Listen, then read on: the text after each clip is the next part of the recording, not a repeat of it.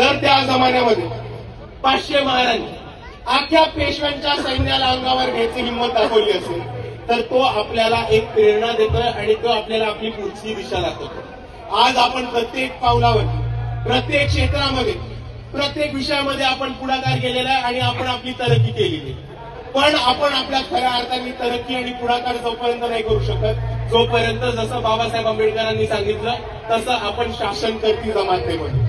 बाबासाहेबांनी आपल्याला एक महत्वाचा संदेश दिला होता की जाऊन आपल्या घरावरती द्या की आपल्याला शासन करती जमात बनायची। त्याच पद्धतीने जर आपण बघितलं तर आज शिक्षण असो, आरोग्य असो, इन्फॉर्मेशन टेक्नॉलॉजी असो, क्रीडा असो, मीडिया असो, आज आपल्या लोकांनी प्रत्येक क्षेत्रामध्ये आपला छापा ठेवलेला आहे। फक्त आपण शासन करती जमात नाही। म्हणून मी आपल्या सर्वांना एवढीच विनंती करतो की आज आपण भीमा कोरेगाव इथे विजय स्तंभाच्या खाली लावून हीच आपण एक आश्वासन देऊ आणि आपण सर्वांना हे आश्वासन देऊ की जसं बाबासाहेब आंबेडकर म्हटले होते त्यांच्याच विचारावरती चालू, त्यांच्याच स्वप्नावरती चालू आपण एक दिवशी स्वतःला शासन करती जमात म्हणून इकडे महाराष्ट्राच्या राजकारणामध्ये प्रस्थापित करायचंय म्हणजे करायचं। आणि म्हणून मित्रांनो आज आपण इथे एक महत्वाचा संकल्प करूया। करायचा संकल्प मग म्हणा माझ्या मागे, मी आंबेडकरवादी चळवळ माझ्या खांद्यावरती घेईन, मी संविधानिक हक्क आणि अधिकारांच्या रक्षण करून न्यायासाठी लढेन।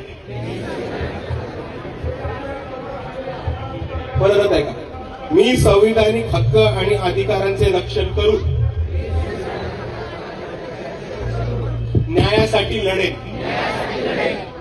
मी आंबेडकरवादी विचारांच्या लोकांना सत्तेत बसवेन, मी आंबेडकरीवादी लोकांना सत्तेत बसवेन आणि मी सत्ताधारी बनेन, आणि मी सत्ताधारी बनेन।